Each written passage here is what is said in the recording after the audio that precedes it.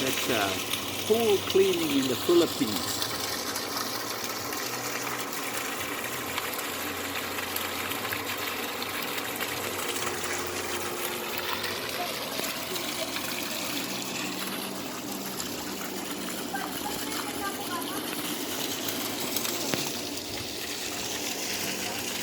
Melody, Janita,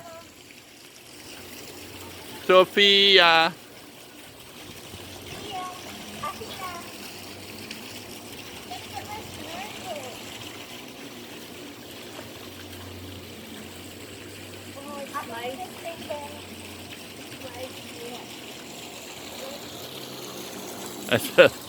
This is something else, this pool cleaning here.